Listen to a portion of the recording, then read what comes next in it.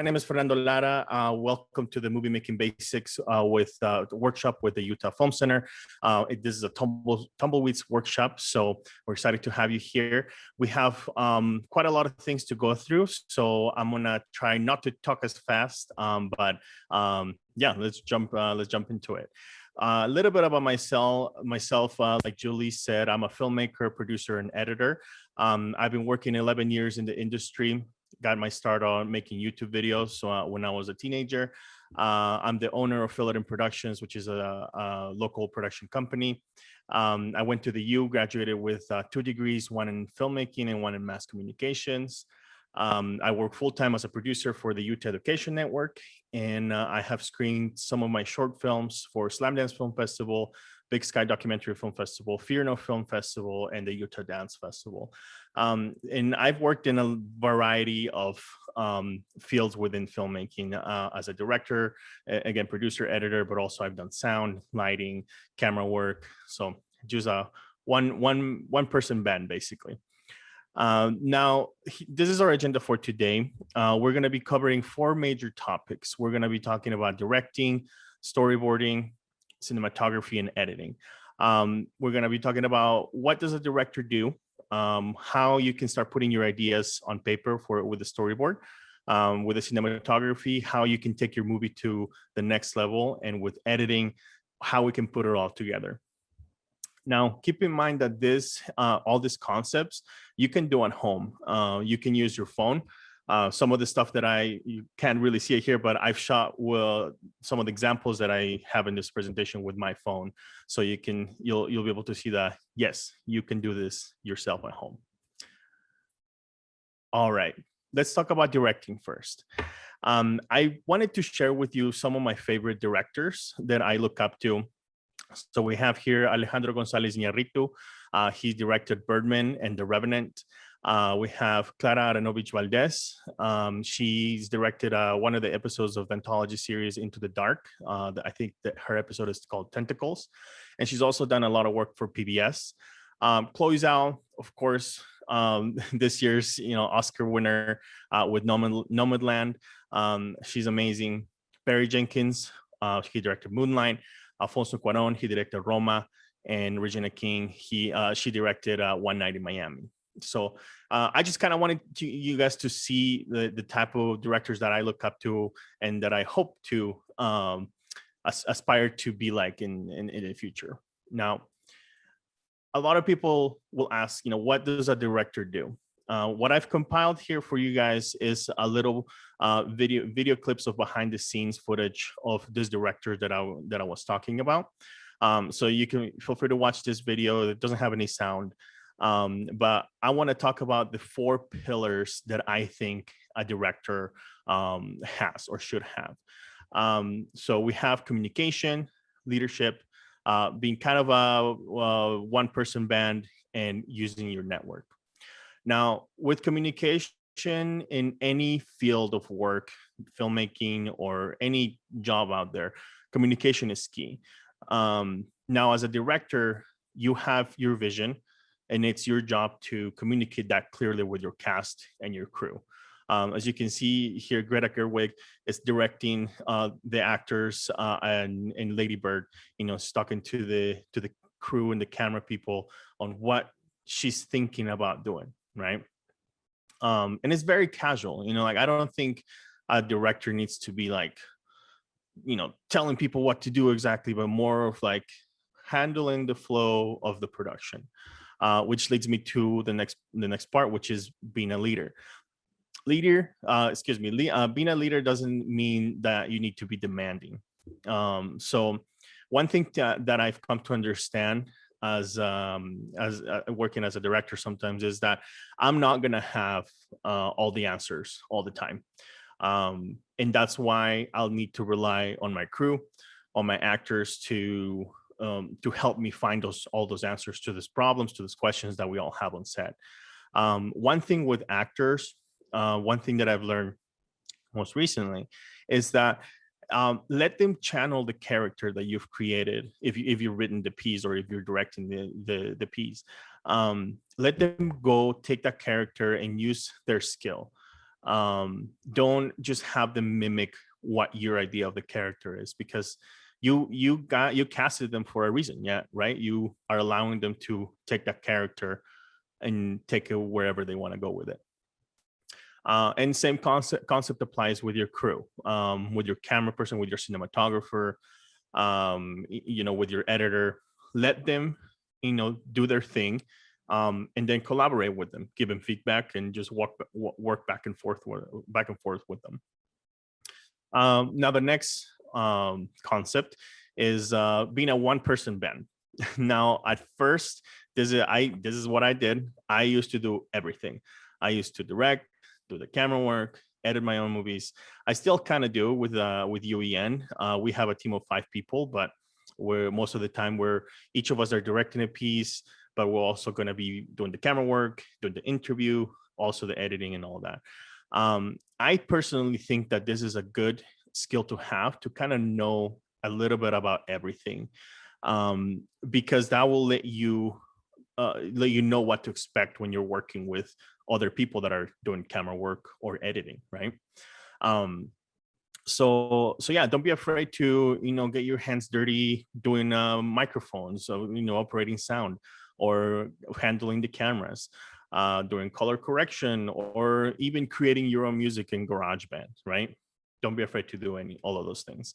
And then the last thing, use your network. One of the things that you'll come to find is that the first people that you'll have available for your movies at home is going to be your family, your friends, classmates, siblings, cousins, everybody in your inner circle. Don't be afraid to use them.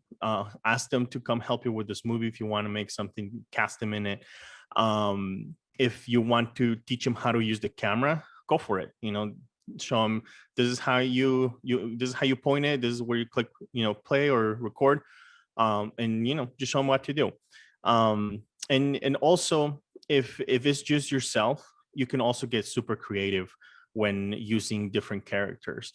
For example, you can create characters out of cardboard cutouts, or make sock puppets, drawings. You can even make characters out of inanimate objects.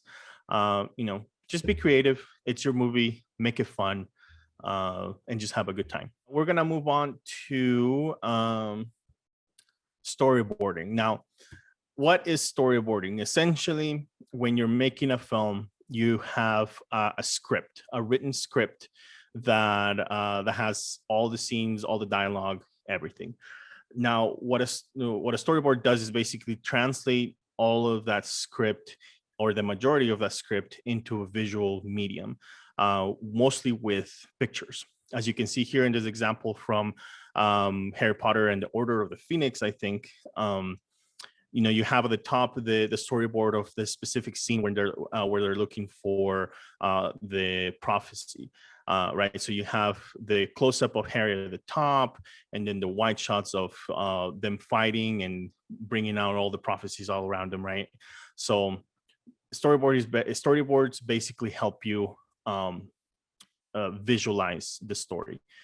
Now I have a little video here for you guys to watch that kind of explains storyboarding into a little bit more detail. So we'll go ahead and play that really quick.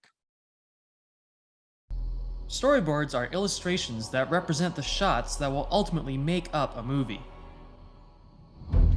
They allow you to build the world of your film before you actually build it.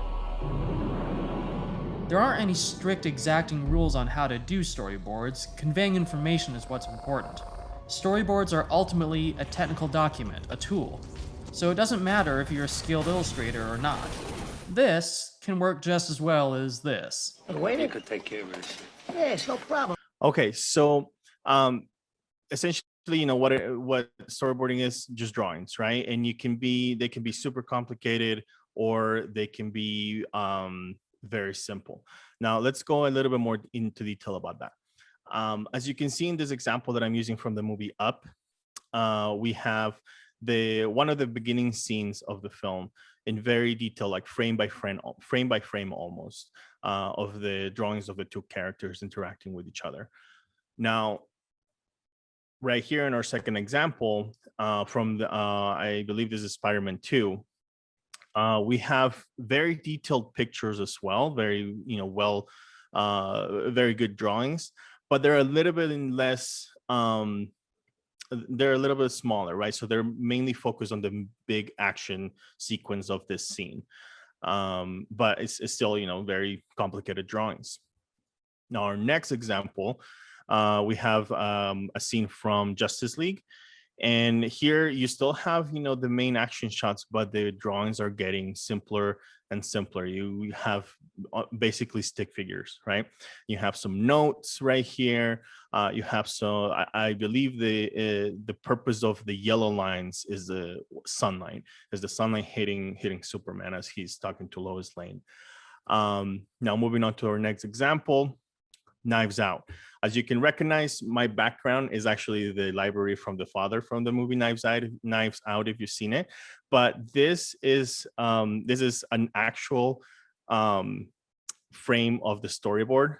Super simple, very stick figures essentially, right? To illustrate the idea that the director had for the main character sitting in a chair and all the knives pointing at her, right? So super simple. Again, you don't need to be an artist to create storyboard drawings. Now, if your thing is not drawing, which is my thing, I don't like drawing. I'm not a good artist. You can make a storyboard with words, sentences. Just jotting down notes that help you visualize the script, right? Again, they don't need to be complicated, you guys. You can just make a list of, you can do this, in a storyboard paper, or you can even make a list in a Word document. The next concept is cinematography. Now, this one is going to be a pretty big concept, so big portion of the presentation. So we'll dive into it. And you can see here, these are just cell phones, iPhones or Android phones. A little bit, here with a rig with a setup and lights, but you can make movies with your phones. Now, similar to directing, I believe there's 4 fundamental pillars of cinematography. We have framing, cinematic movement, audio, and lighting. Now we're going to dive a little bit deep to each of these concepts. Now, starting with framing, one of the biggest or most important rules that filmmakers learn when we first start is the rule of thirds. So what essentially this does is it breaks your shot into 3 sections, 3 vertical sections and 3 horizontal sections, with 4 points of focus right in the middle of the screen. Now you can see here, this is a screenshot from this indie film that probably nobody saw, Avengers Endgame, of Captain America. He is positioned on the right third of the frame. His eyes almost hitting that corner of a focus point. But you can also see that Thor's hammer that he's holding is in the other side of the frame, on the other third. And then his shield, you can see a tiny bit of it on the bottom third, which this is a very well framed shot that you can see his eyes, what's going to happen, right? He's about to fight Thanos. And what does he have? He has Thor's hammer, which was an amazing moment in, I feel, in cinematic history. But you can also see the shield, which is a defining thing that of his character, right? So you can use this rule of thirds to help you, again, frame your shot, position your characters, position your subjects, and everything. I think most of the phones nowadays, you can actually, there's a setting where you can activate the grid. It's rule of thirds is actually called the grid as well.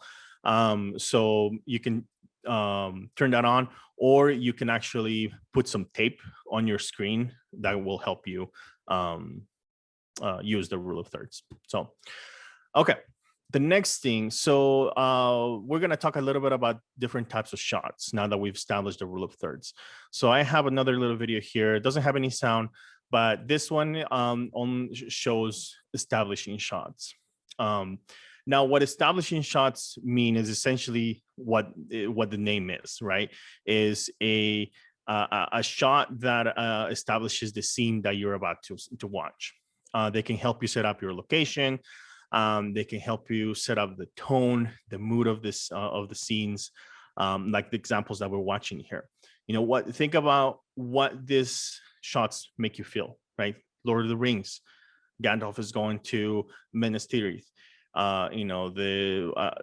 These movies that show these grandiose locations, this biker going to the desert, going to space, all these type of shots make you feel something. That's the purpose of them. For example, here in the helicopters are going to battle, right? So another thing that establishing shots are useful for is you can use these shots as transitions between scenes when you're changing from day to night or from different locations. A lot of action movies use this type of shots for that.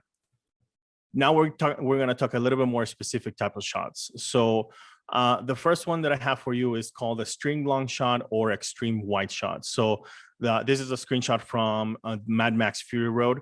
An extreme long shot is basically makes your subject appear tiny on screen. As you can see in the left hand side of the screen, you have all the cars, the vehicles of the characters going into this massive sandstorm. Again, these are almost like establishing shots that let you see almost an action that's going to happen in the screen. This type of shots are meant to make you feel overwhelmed by the location, exactly like this shot, right? They're going into battle into this sandstorm. The next shot is from the movie The Martian. It's a long shot or a wide shot. Now, a little bit similar concept to the previous shot, the extreme wide shot, but this is a little bit more closer to the subject. You still see the subject entirely from head to toe, but you can still see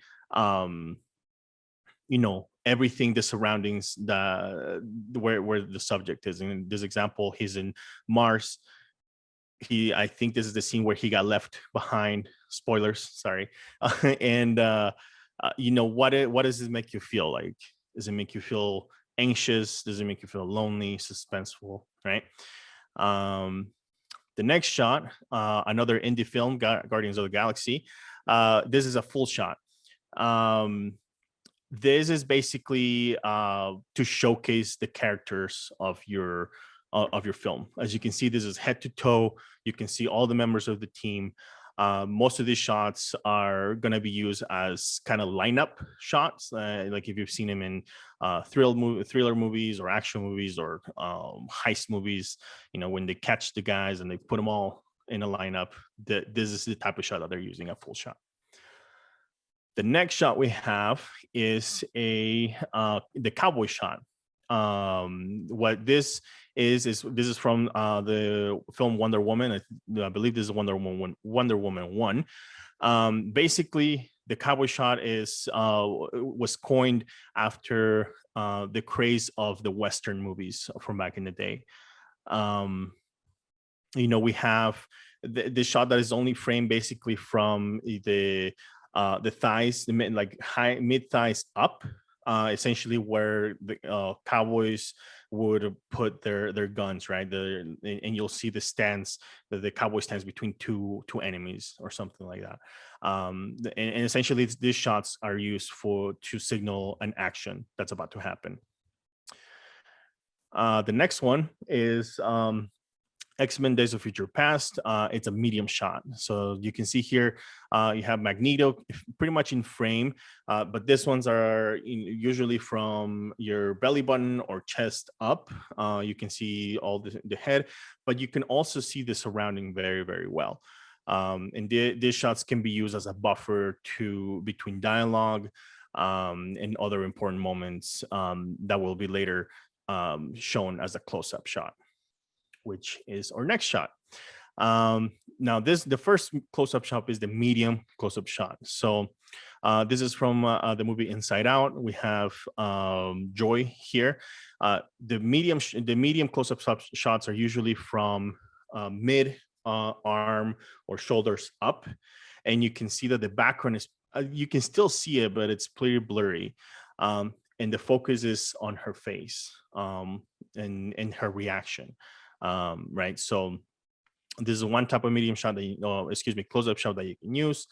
The next one is the close-up shot. Now this one is going to be where you're actually cutting off the top of your character's head, but you're focused on the eyes, the mouth, the face. This one is a shot from The Mitchells versus the Machines. Amazing movie. If you haven't seen it with your families, is an awesome film.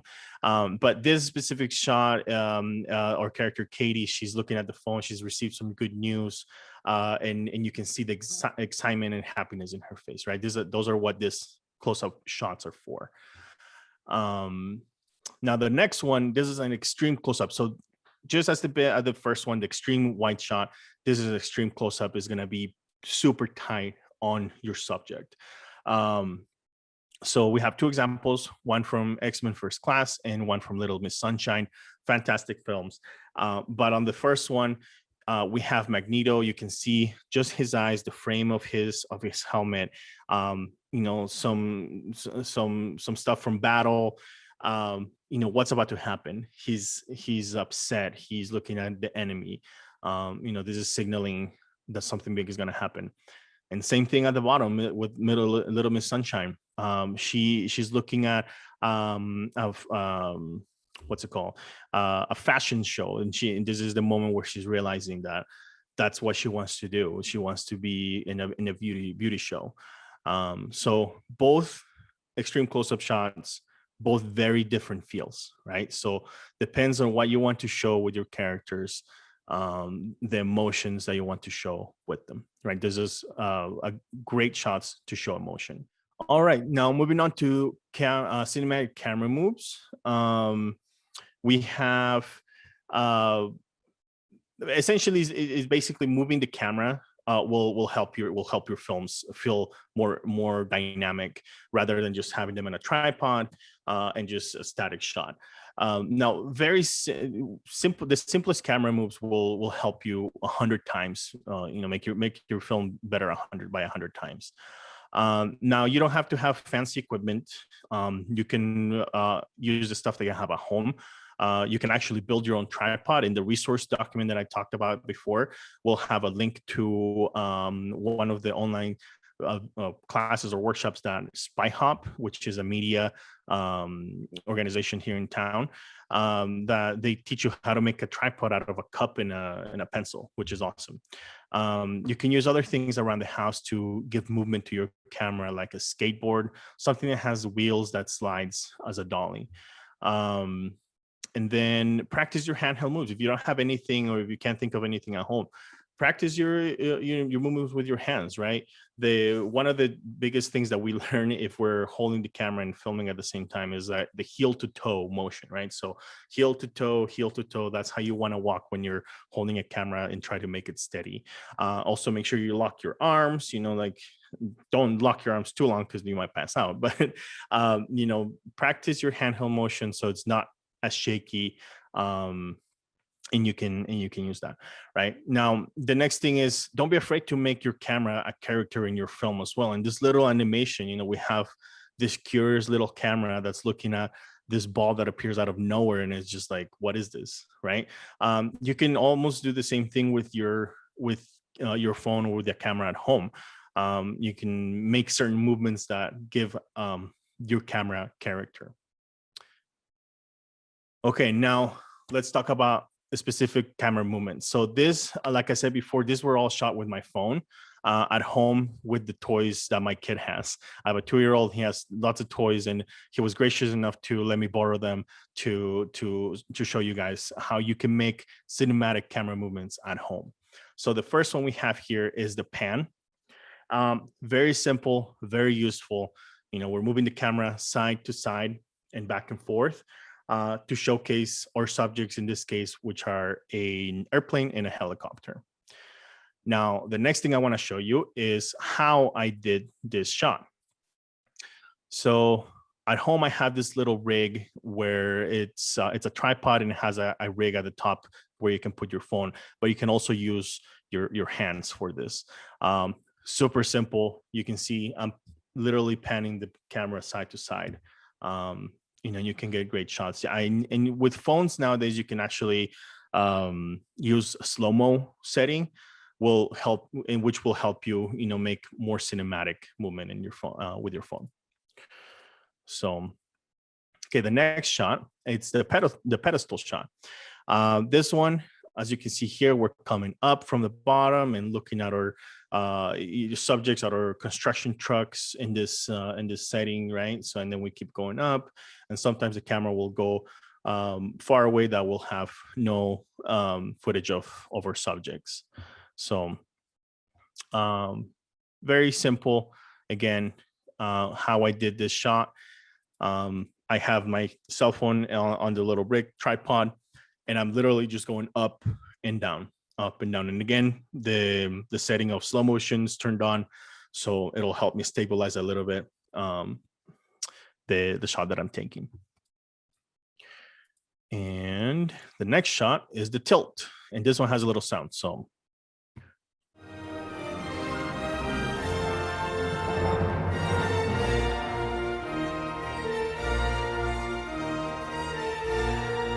Right, so hopefully all of you know. Hopefully all of you know the this movie. The music of this movie is Jurassic Park, right? And we have dinosaurs here, and Hulk's riding the Triceratops, which is awesome. But essentially, the tilt is when you go up and down with your camera, right? And this is also, you can use this when to show a location, or to show a great establishing shot, or a shot of dinosaurs, and which is an awesome thing to see, right, in a movie. And how I did this, again, I put it up on my tripod, and I literally move the phone up and down. And again, you can do this with your hands. Just try to be steady as you can. The next one is the truck shot, is literally moving the camera side to side. As you can see, this is a shot of this Hot Wheels track. This type of shots are usually paired with a fast motion. If you've seen movies with car chases, you'll have the camera following them side to side. And it's literally how I made the shot is I put my phone on a toy truck to make the truck shot work. Right. Very, super simple. You find something with wheels that will slide pretty well. And again, your phone has the slow-mo shot option, and you can use that. And then the next shot is one of my favorite shots to do, is the Dolly shot, or a slider shot. And again, we're using a little toy farm. We start with the shot of the door, and we back up until we see the entire shot of the farm with all the characters and the setting where this farm is. And again, I literally put this in the back of the truck, and I just slid the truck back and forth to get the shot. So you can see how much impact these shots can have in your film. And you can make this at home, you guys. You can use anything that you can think of to put the camera on and make some movement. Like I've seen people put actual cameras on a piece of fabric on a table and slide the fabric and to make a dolly shot. You don't need to have thousands of dollars of equipment at home to make this. Sound is very, very important. Is a very important part of your film. I've learned this the hard way, that sound is very hard to fix when you're editing. So we always try to get as perfect audio as we can on the field. Now, so that's why I have there fix it in pre, not in post. So just make sure you're aware of what you're filming. Now, I want to show you the types of mics that I use, so you can see with what I work with. So these are just all the microphones that I use on my freelance stuff. So if you can see here, this is what is called a shotgun microphone. So you have the mic part right here, and this part right here at the bottom attaches to the top of the camera. You plug it in, and it gets really good sound. This is what we call a directional microphone. It'll pick up pretty much everything that's in front of it, up to, I believe, 6 feet with this specific type of mic. Awesome for interviews, awesome for if you need to get audio while you're filming, shots of your film. This other one right here is the same concept as a directional microphone. A little shotgun mic is a little smaller. This is what we call a windscreen or a dead cat because it looks like a kitty. But it goes in here. It helps to minimize the noise from wind when you're out in the field. And again, it goes on top of the camera and it shoots directional audio. Now, the next one I want to show you, if you can see it, hopefully, this is just a lavalier microphone or a lapel microphone or a lav mic. So this is a tiny little mic that clips directly on your subject, on your shirt, usually on the shirt like this. The rule of thumb for this is to put your thumb and your pinky like this, extend them out, put your thumb on your chin, and where your pinky hits, that's where you put your microphone. These microphones are awesome for interviews and for when you're in the field, talking to someone to get very good audio if you're far away from them. And then the last microphone that I wanted to show you is this one. Your headphones, your Apple headphones with a microphone attached to them. These are amazing. If you're on TikTok, you've seen a lot of people use these. You can connect these directly to your phone, and the microphone plays really well if you connect both sides of the earbuds. It's placed really well so it can get good audio. And you can use that for narration. It's kind of tricky to use that type of microphone on the field if you're actually shooting or filming a scene. So that might be tricky, but all these microphones work great. Now, how to get the best sound from them, that's a different story. One of the things that you'll learn as you make movies is you have to kind of be aware of your surroundings and your the things that are going to affect the audio, like fans, air conditioning, other people around. So just pay attention to those small things that you don't really think about in normal life, right? And then soundproofing. Again, find a room that's quiet. That's the best option. If you're in a house with lots of people and you can't find a quiet place, go to your car, go to your parents' car. Of course, if it's not too hot or too cold, shut the door, shut the windows, and record your audio. Cars make for great sound booths. And if it's too hot or too cold, or if you don't have a car, that's not a problem. The other thing you can do is put a blanket on top of your head and record the audio that way. That's worked wonderful for us at home. My wife did that when she was in grad school and she had to record some audio, and I told her, just put a blanket on your head. It was great. So okay, moving on to lighting. This is the last part, I believe, for cinematic movement or cinematography. Now, lighting, it can be a little bit complicated, but I wanted to give you guys some of the main concepts. The biggest concept that we learn in filmmaking is the 3-point lighting. This is pretty much the lighting style that everybody uses. So you'll have 3 lights: a key light, a fill light, and a backlight. The key light will be in front of your subject, off to the side a little bit to light most of their face. The fill light's going to be almost again in the front of your subject, but off to the side to light up in the other side of the face. And then the backlight will give is literally behind your subject and will light up the back of the head, give a nice light to their hairline. Now, if you don't have any lights, natural light's going to be your best friend. The sun will work wonderful. You can put your subject in front of a window and you can record them that way. And you can see here the man that's in front of a window, he's very well lit. The other side of his face is a little dark, but that's totally fine. You can still see everything. You can find cheap lighting at Home Depot or Lowe's. There's construction lamps that with the clamps. The clamps work great where you can actually put them anywhere. And you can buy cheap LED lights that will be great for lighting if you want to get some of those. And then reflectors and diffusers. You can actually get poster board, of course the white ones, to bounce light off of them. Use them as bouncers. If you have a light pointing at the subject and you want to make it not as bright, you can actually put up a diffuser, a poster board. If it's see-through enough, it'll actually soften the light on your subject. And then you can use colored paper to use as filters and mood lighting. Red, blue, green papers, you can put them in front of your lights as long as your light is not too hot. And you can change the mood and the look and feel of your shot. And then we're gonna talk about a little bit about different types of lighting. We'll go through this really quick. So this is a broadside light. Basically, you put the light in front of your subject off to the side, which lights basically the entire face almost. Very common for interviews.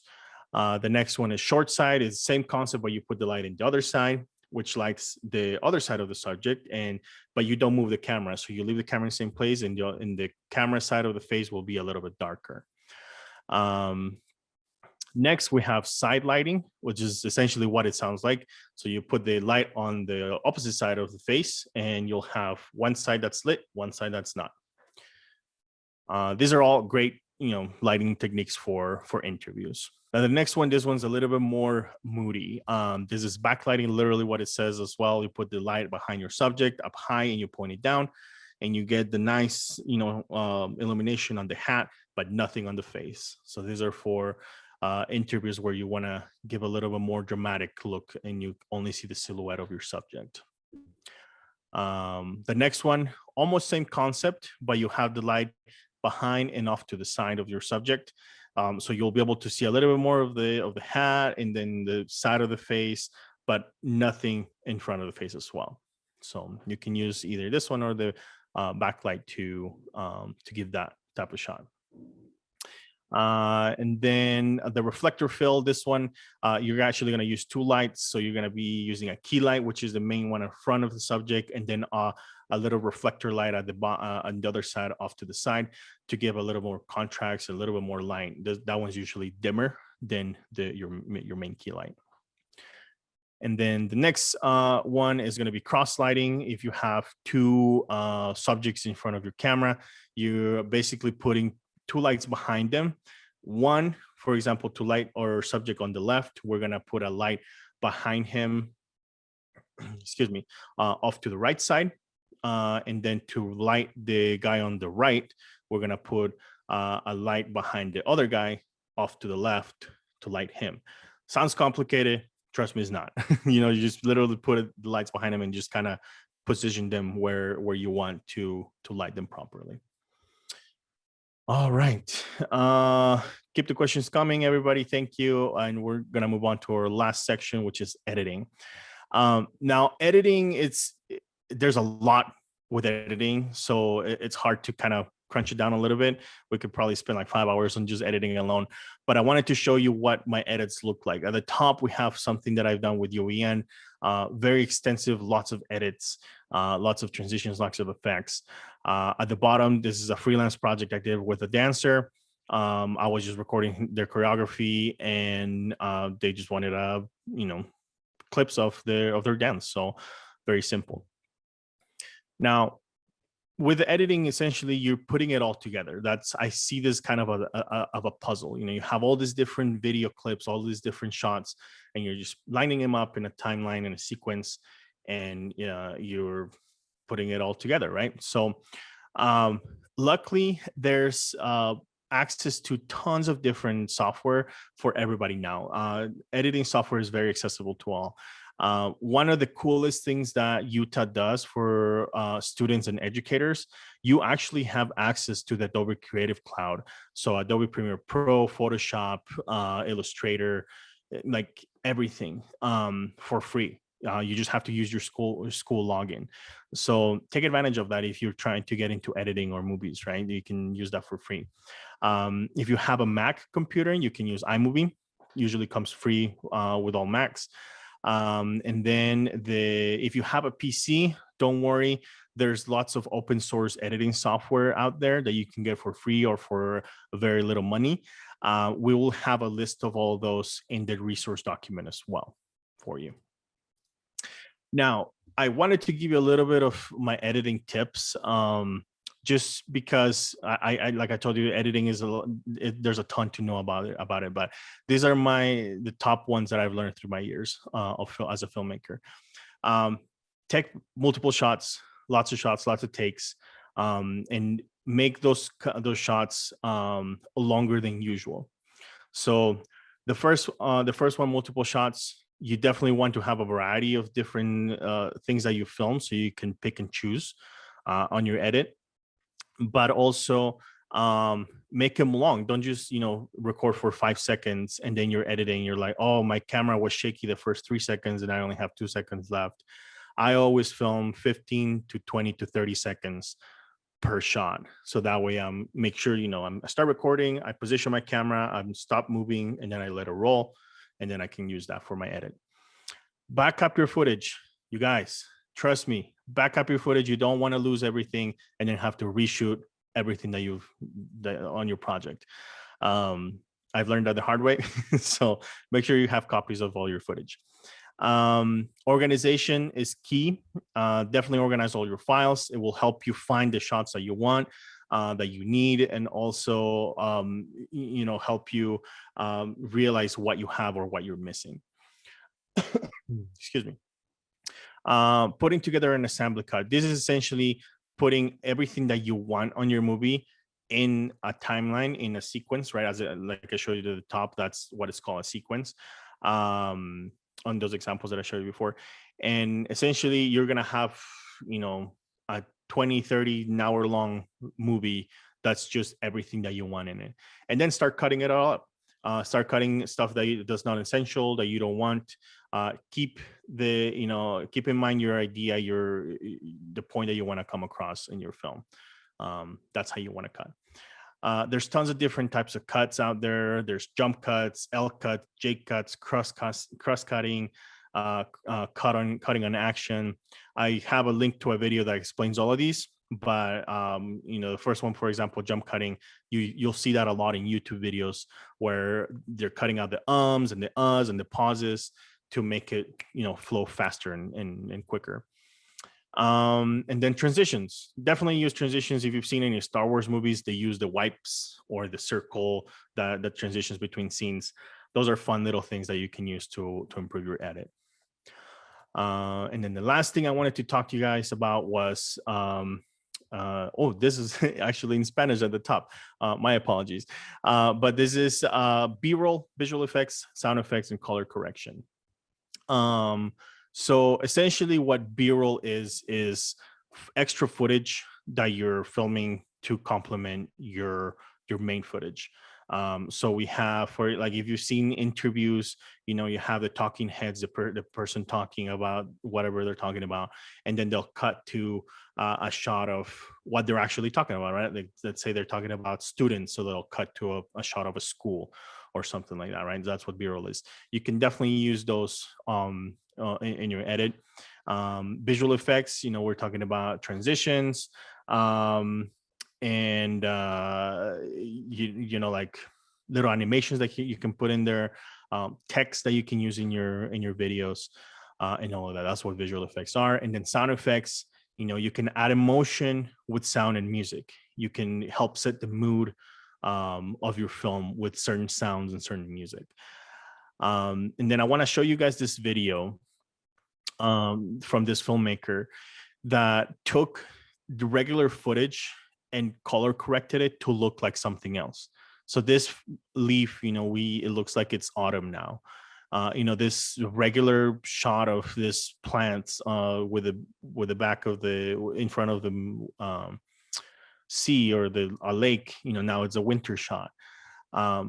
This regular building, that's just abandoned or whatever, now looks like it's part of a zombie movie, right? So color correction can be a very powerful tool in your edit to make your movies have a completely different feel and look to them.